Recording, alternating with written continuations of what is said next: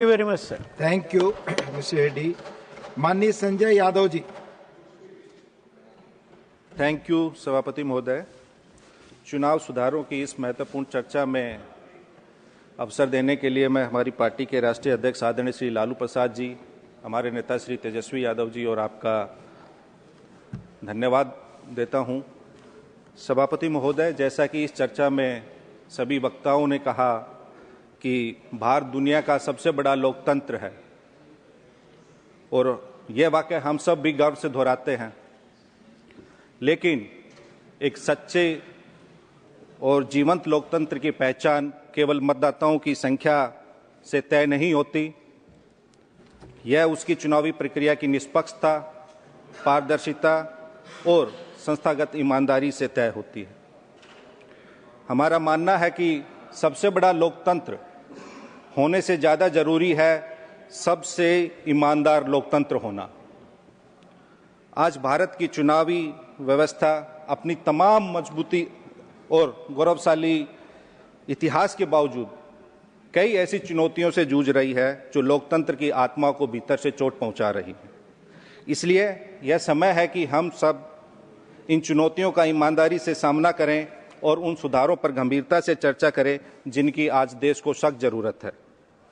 महोदय, 1952 से लेकर अब तक कुल 13 बार एसआईआर हुआ है, लेकिन ऐसा अविश्वास, विवाद, अशांति, अस्पष्टता और अपारदर्शिता कभी नहीं देखी गई।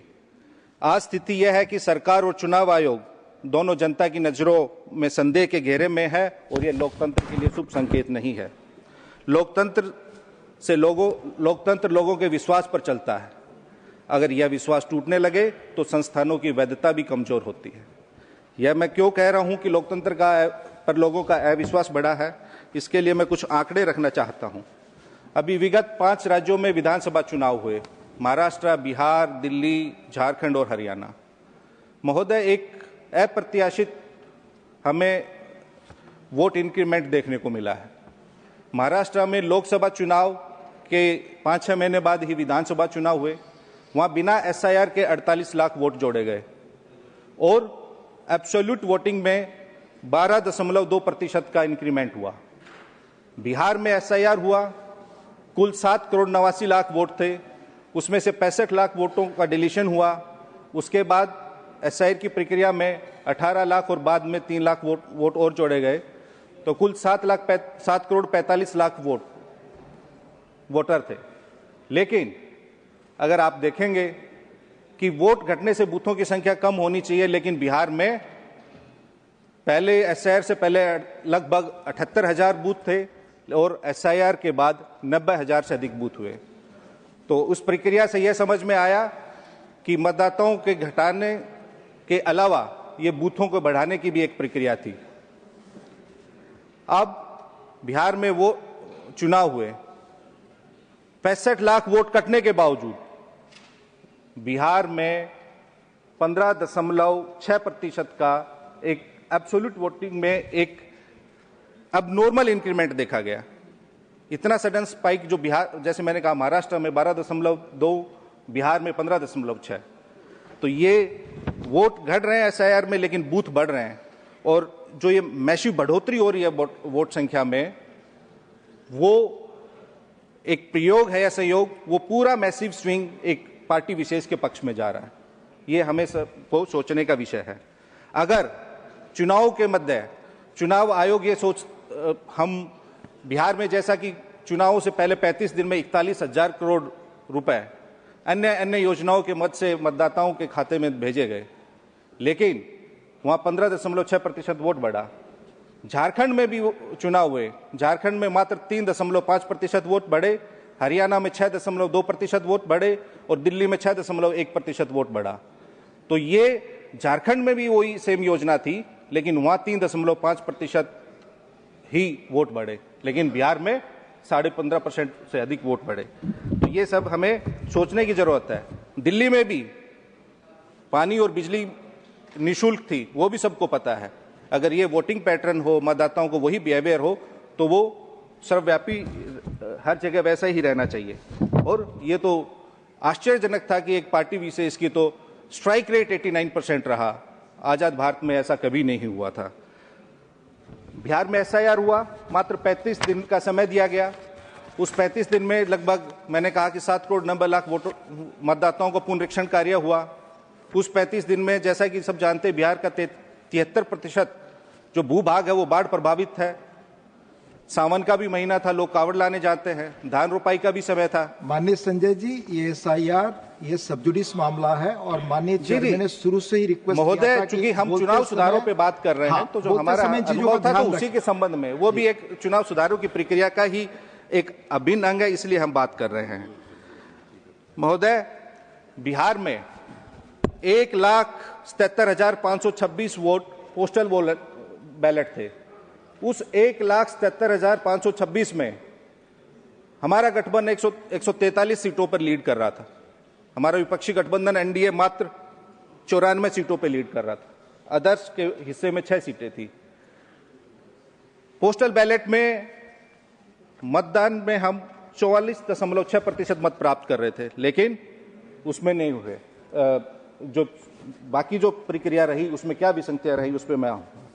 तो महोदय, केवल हम जब चुनावी सुधारों की बात करते हैं, इलेक्टोरल रिफॉर्म सही तरीके से हो, पक्ष विपक्ष दोनों संतुष्ट हो, और सबसे बड़ी बात है जनता संतुष्ट हो। चुनाव सुधारों पे ये चर्चा केवल औपचारिकता नहीं रहनी चाहिए। आज मतदाता को लग रहा है कि उसके वोट के साथ कहीं ना कहीं हेराफेरी हो रही है। कुछ तो गड़बड़ है, कुछ तो ऐसी शक्ति है जो पिछले दरवाजे से उनके मतदान के साथ कहीं ना कहीं विसंगतियां हैं। रिफॉर्म होना चाहिए, लेकिन उससे देश का लोकतंत्र मजबूत होना चाहिए, ना कि कोई विशेष पार्टी।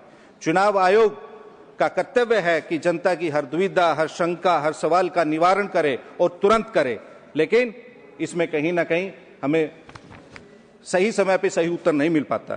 किसी ने कहा है कि किसी पेड़ के काटने का किस्सा नहीं होता अगर कुल्हाड़ी के पीछे लकड़ी का हिस्सा नहीं होता।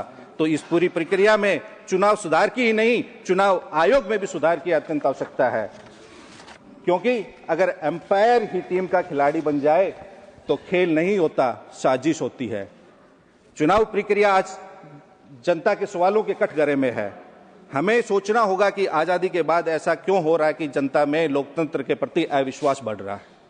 जब आयोग सवालों से भागता है और साफ साफ जवाब देने में आनाकानी करता है तो शक अपने आप जन्म लेता है।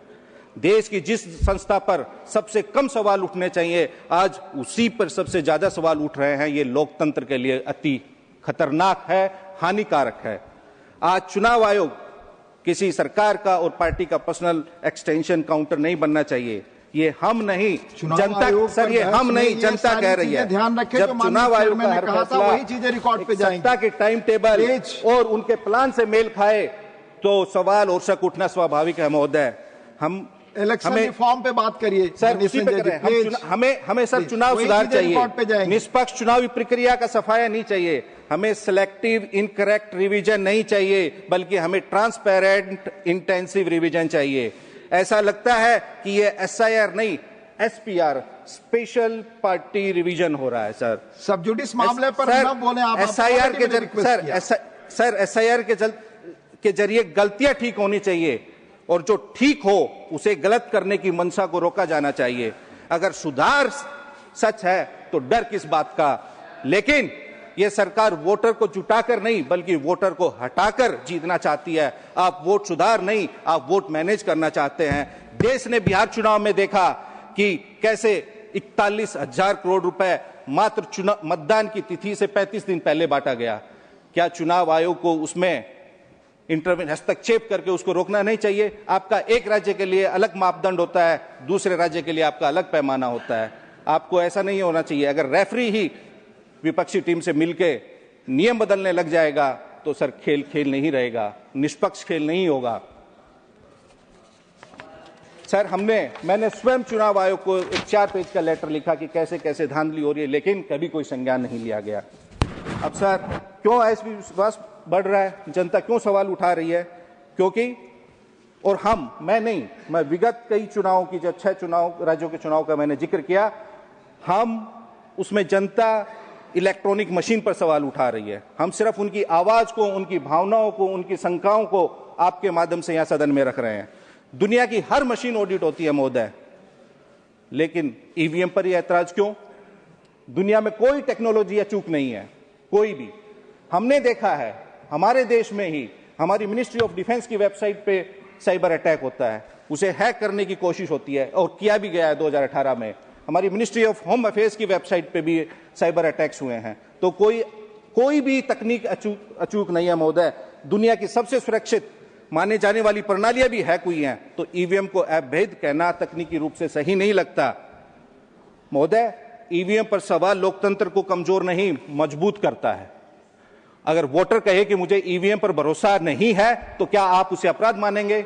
अगर वोटर कहेगा कि मेरे पास सब कागजात हैं और आप मेरा वोट डिलीट कर रहे हैं तो उसे क्या आप अपराध मानेंगे? नहीं महोदय।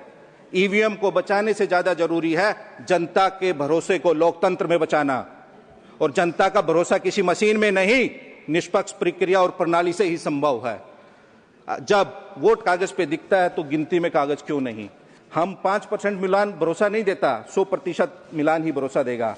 लोग कह रहे हैं कि ईवीएम पारदर्शिता नहीं दे रही, और लोकतंत्र पारदर्शिता के बिना जिंदा नहीं रह सकता। अगर हम चुप रहेंगे तो सर मशीन जीत जाएगी, और हम बोलेंगे तो लोकतंत्र जीतेगा। अगर कहीं कोई शक है तो हम सबको बिल्कुल बोलना चाहिए, निडर होकर बोलना चाहिए। जब वोट की प्रक्रिया ही संदेहों से घिरी हो तो लोकतंत्र की आवाज साफ कैसे सुनाई देगी? महोदय, मशीन जीत जाए और हमारा मतदाता यानी मानव हार जाए तो ये लोकतंत्र और मानवता दोनों के लिए खतरनाक है। महोदय, मानव ने मशीन बनाई है, मशीन ने मानव नहीं बनाया। मतदाता मशीन से बड़ा होता है, और बिना मतदाता लोकतंत्र भी नहीं रहेगा। जनता को इलेक्शन चाहिए महोदय, सिलेक्शन नहीं चाहिए। महोदय, कई कामयाब और लोकतांत्रिक विचारधारा का सम्मान करने वाले विकसित देश पारदर्शिता के नाम पर इलेक्ट्रॉनिक वोटिंग को अस्वीकार किया है, और चुनाव सुधारों के लिए महोदय निष्पक्षता दिखानी पड़ती है, सिर्फ कहना ही काफी नहीं होता। रेफरी अगर नियम पूछने पर नाराज हो जाए तो मैच के नतीजों पर सवाल उठाना लाजमी है। दुनिया के अधिकांश लोकतंत्र अब बैलेट पेपर का ही प्रयोग करते हैं, क्योंकि वह सत्यापन योग्य है और भरोसेमंद होता है और जनता को दिखता भी है। महोदय, बस मैं अपनी बात खत्म कर रहा हूं।